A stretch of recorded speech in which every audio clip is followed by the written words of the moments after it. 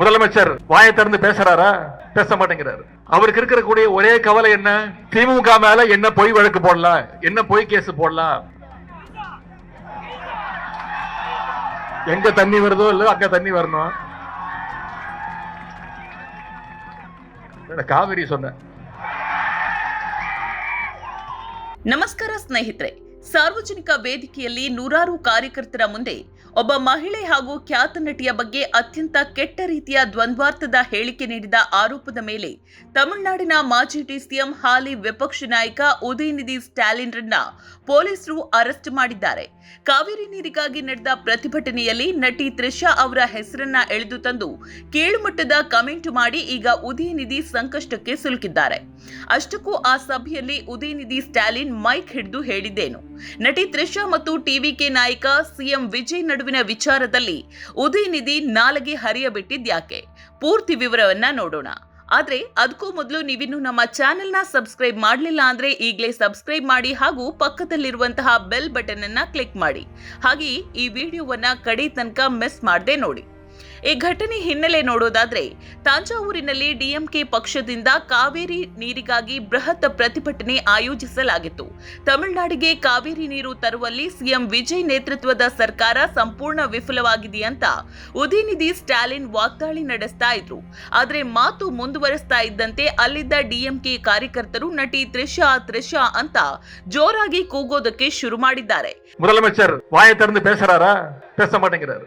அவருக்கு இருக்கக்கூடிய ஒரே கவலை என்ன? திமுக மேல என்ன பொய் வழக்கு போடலாம், என்ன பொய் கேஸ் போடலாம். எங்க தண்ணி வருதோ இல்ல அங்க தண்ணி வரணும். ಕಾವೇರಿ ಸೊನ್ನೆ. ಇದನ್ನ ಕೇಳಿ ಸಭೆಯನ್ನ ಸರಿದಾರಿಗೆ ತರಬೇಕಿದ್ದಂತಹ ಉದಯನಿಧಿ ಅತ್ಯಂತ ಕೆಟ್ಟ ರೀತಿಯಲ್ಲಿ ಪ್ರತಿಕ್ರಿಯಿಸ್ತಾರೆ. ಅಲ್ಲಿ ನೀರು ಬರದಿದ್ರೂ ಬರಬೇಕಾದ ಕಡೆ ನೀರು ಸರಿಯಾಗಿ ಬರ್ತಾ ಇದೆ ಅನ್ನುವ ರೀತಿಯಲ್ಲಿ ಅತ್ಯಂತ ಅಸಭ್ಯವಾಗಿ ದ್ವಂದ್ವಾರ್ಥದಲ್ಲಿ ಹೇಳಿಕೆ ಕೊಟ್ಟು ವ್ಯಂಗ್ಯವಾಗಿ ನಗ್ತಾರೆ. ಬಳಿಕ ವಿಷಯ ಮುಚ್ಚಿ ಹಾಕೋದಕ್ಕೆ ನಾನು ಹೇಳಿದ್ದು ಕಾವೇರಿ ನೀರಿನ ಬಗ್ಗೆ ಅಂತ ಮರು ಮಾತನಾಡ್ತಾರೆ. ಈ ವಿಡಿಯೋ ಸೋಷಿಯಲ್ ಮೀಡಿಯಾದಲ್ಲಿ ವೈರಲ್ ಆಗ್ತಾ ಇದ್ದಂತೆ ತಮಿಳುನಾಡಿನಲ್ಲಿ ದೊಡ್ಡ ಆಕ್ರೋಶವೇ ವ್ಯಕ್ತವಾಗುತ್ತೆ.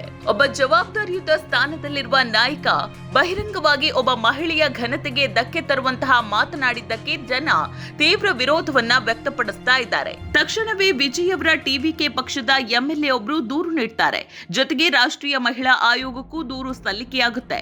ಲೈಂಗಿಕ ಕಿರುಕುಳ ಮತ್ತು ಮಹಿಳೆಯ ಘನತೆಗೆ ಧಕ್ಕೆ ತಂದ ಹಿನ್ನೆಲೆಯಲ್ಲಿ ಉದಯನಿಧಿ ವಿರುದ್ಧ ಎಫ್ಐಆರ್ ದಾಖಲಾಗುತ್ತೆ. ಇವತ್ತು ಬೆಳಗ್ಗೆ ಪೊಲೀಸರು ನೇರವಾಗಿ ಉದಯನಿಧಿ ಮನೆಗೆ ತೆರಳಿ ಅವರನ್ನ ಬಂಧಿಸಿದ್ದಾರೆ. ಮನೆ ಬಳಿ ಡಿಎಂಕೆ ನಾಯಕರು ಎಷ್ಟೇ ವಾದ ಮಾಡಿದ್ರೂ ಪೊಲೀಸರು ಅವರನ್ನ ಕಸ್ಟಡಿಗೆ ಕರೆದೊಯ್ದಿದ್ದಾರೆ. ತಮಿಳುನಾಡು ರಾಜಕಾರಣದಲ್ಲಿ ನಟಿ ತ್ರಿಷಾ ಹೆಸರು ಮತ್ತೆ ಯಾಕೆ ಬರುತ್ತೆ ಅನ್ನೋದನ್ನ ನಾವು ನೋಡೋದಾದ್ರೆ, ವಿಜಯ್ ಮತ್ತು ತ್ರಿಷಾ ಜೋಡಿ ಹಲವು ಬ್ಲಾಕ್ ಬಸ್ಟರ್ ಹಿಟ್ ಸಿನಿಮಾಗಳನ್ನ ನೀಡಿದೆ. ಇತ್ತೀಚೆಗೆ ವಿಜಯ್ ಅವರ ಪತ್ನಿ ಸಂಗೀತಾ ಅವರು ವಿಚ್ಛೇದನಕ್ಕೆ ಅರ್ಜಿ ಸಲ್ಲಿಸಿದಾಗ ಪರೋಕ್ಷವಾಗಿ ಈ ನಟಿಯ ಹೆಸರು ಪ್ರಸ್ತಾಪವಾಗಿತ್ತು ಎನ್ನಲಾಗಿದೆ. ಅಲ್ಲಿಂದ ಆರಂಭವಾದ ಈ ವಿಚಾರ ವಿಜಯ್ ರಾಜಕೀಯಕ್ಕೆ ಬಂದಾಗ ಅವರ ಬರ್ತ್ಡೇ ಅಥವಾ ಸಮಾರಂಭಗಳ ಸಂದರ್ಭದಲ್ಲಿ ವಿಪಕ್ಷಗಳಿಗೆ ಟಾರ್ಗೆಟ್ ಮಾಡುವುದಕ್ಕೆ ಒಂದು ಅಸ್ತ್ರವಾಯಿತು. ಆದ್ರೆ ಒಬ್ಬ ನಟಿಯ ವೈಯಕ್ತಿಕ ಜೀವನವನ್ನ ರಾಜಕೀಯಕ್ಕೆ ಎಳೆದು ತಂದು ಕಾರ್ಯಕರ್ತರನ್ನ ಖುಷಿ ಪಡಿಸೋದಕ್ಕೆ ಈ ರೀತಿ ಕೀಳಾಗಿ ಮಾತನಾಡಿರುವುದು ಸರಿಯೇ ಅನ್ನೋದು ಈಗ ಇರುವಂತಹ ಪ್ರಶ್ನೆ. ಪ್ರಸ್ತುತ ಉದಯನಿಧಿ ಸ್ಟಾಲಿನ್ ನಾನು ಯಾವುದೇ ನಟಿಯ ಹೆಸರು ಹೇಳಿಲ್ಲ, ನನ್ನ ಹೇಳಿಕೆಯನ್ನ ತಿರುಚಲಾಗಿದೆ ಅಂತ ಸಮರ್ಥಿಸಿಕೊಂಡಿದ್ದಾರೆ. ಇತ್ತ ಡಿಎಂಕೆ ನಾಯಕರು ಇದೊಂದು ರಾಜಕೀಯ ದ್ವೇಷ ಅಂತಿದ್ದಾರೆ. ಅಣ್ಣಾಮಲೈ ಸೇರಿದಂತೆ ಅನೇಕರು ಇದನ್ನ ಕಟುವಾಗಿ ಖಂಡಿಸಿದ್ದಾರೆ. ಹಿಂದೆ ಸನಾತನ ಧರ್ಮದ ವಿರುದ್ಧ ಹೇಳಿಕೆ ನೀಡಿ ಸುಪ್ರೀಂ ಕೋರ್ಟ್ನಲ್ಲಿ ತರಾಟೆಗೆ ಒಳಗಾಗಿದ್ದ ಉದಯನಿಧಿ ಈಗ ಈ ಹೇಳಿಕೆಯಿಂದ ಮತ್ತೆ ಕಾನೂನು ಸಂಕಷ್ಟಕ್ಕೆ ಸಿಲುಕಿದ್ದಾರೆ.